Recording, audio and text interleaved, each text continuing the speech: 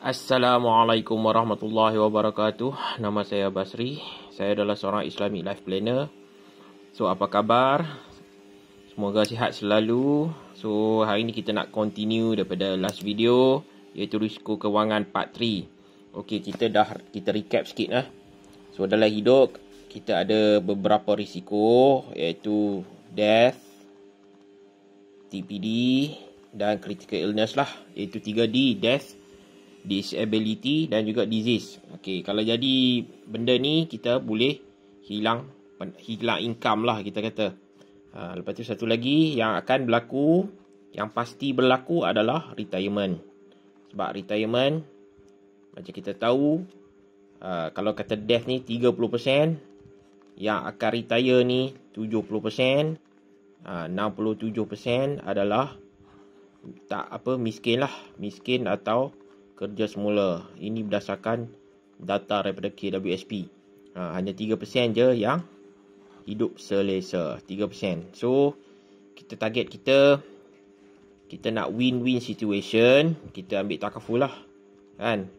Dan kita nak masuk dalam 3% ni. Kita buat extra savings dalam PRS, Private Retirement Scheme. Okey, Private Retirement Scheme ni dia macam unit trust, tapi dia umur 55 baru kita boleh keluar, sama macam KWSP.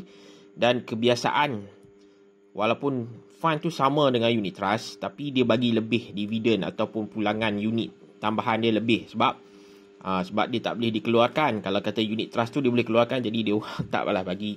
Kalau unit trust dapat 10, so PRS dapat 15%. Okey, so kita tengok, selain daripada ni, kita kena faham orang kata risiko-risiko lain selain kematian, selain daripada bersara. Risiko lain adalah financing. Financing ni kita guna term financing pasal sebenarnya dia adalah hutang. Dia melibatkan jual beli menggunakan hutang. So, financing ni ramai yang beli bukan sebab keperluan kan. Kalau keperluan, kita kata rumah, kereta. Tapi ramai juga yang buat orang kata melebihi keperluan ataupun melebihi dia punya kewangan tu. Jadi sebab tu dia jadi masalah. Sebab 68 orang purata, 68 orang diisytihar bankrupt. So, bila you bankrupt, you tak layak ada bank account. So, you punya orang kata harta boleh disita, kan? Habis you punya saving semua dia orang ambil, kan? You nak buka bank account pun tak boleh. You terpaksa buka atas nama orang lain. Sini adalah salah satu daripada sebab kita boleh hilang, orang kata, income lah, kan? Sebab kita tak ada orang kata aset lah. Kita tak ada savings. Kalau kata kita kerja pun terpaksa bank in masuk dekat tempat orang lain. Ini adalah orang kata kita kena hati-hati bila kita buat financing, kan? Kita kena kontrol kita punya budget. Kena ada indikator lah. So, kalau boleh kontrol financing bawah 40% daripada slip gaji lah, kan? 40%. Dan kalau boleh, kalau kata ni you buat restructure semula, kan? Restructure semula hutang tu. So, macam mana nak buat, you boleh pergi AKPK atau hubungi saya. Sebagai Islamic Life Planner, kita ada beberapa jalan. Kalau tak ada jalan, kita pergi AKPK lah, kan? So, jangan biar diri tu orang kata diisytihar bankrupt, iaitu melebihi had ceiling dia. Insolvency sekarang diisytiharkan lebih daripada 100k. So, kalau kata you boleh maintain bawah daripada 100k, InsyaAllah you tak boleh diisytihar bankrupt, tapi mungkin you kena blacklist lah, kan? Okay, ini yang pertama dalam ni, financing. Sebab 68 orang diisytihar bankrupt setiap hari. Tu banyak tau. Banyak disebabkan yang pertama pinjaman kenderaan lah. Sebab ramai yang beli kereta mewah lebih daripada 100,000. So, kalau nak beli kereta, belilah kereta bawah 50,000. Taklah kereta kena tarik tapi tak diisytihar bankrupt, kan? Lepas tu kedua, pinjaman perumahan. Ini orang kata sebab rumah memang lebih daripada 100,000. So, hati-hati. Bukan beli rumah ikut kelayakan pinjaman, tapi ikut kelayakan kewangan.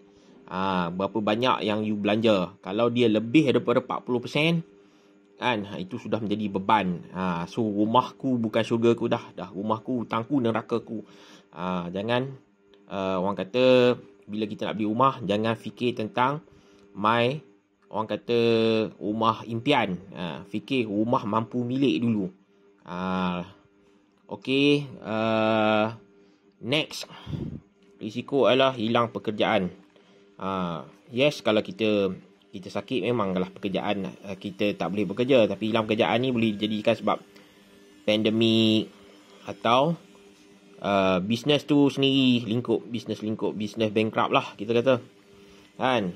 Mungkin disebabkan pandemik, mungkin disebabkan cycle bisnes lah kan.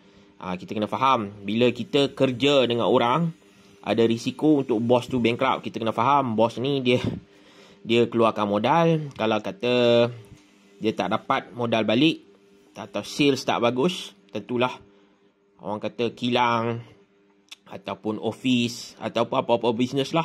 Bila dia tak dapat balik modal pusingan tu, dia akan tutup dan kita akan hilang pekerjaan. Jadi penting semasa hilang pekerjaan ni kita ada savings lah. Saving at least kali 12 bulan. Bagi orang yang buat bisnes tu, you kena ada more savings. Dan yang last kali, inflation lah. Inflasi. So, orang biasanya dia tengok inflasi pada harga makanan, harga keperluan. Tapi sebenarnya itu boleh jadi demand and supply. Contoh kita kata zaman sekarang harga ayam naik RM10 disebabkan kos makanan tinggi. Tapi kita cakap tentang inflasi mata wang. Di mana wang dicetak terlampau banyak menyebabkan dia terlampau saturated dalam pasaran. Disebabkan inflasi itulah orang kata wang tu dia hilang nilai, dia lost value. So you kena lawan inflasi ni melalui investment lah.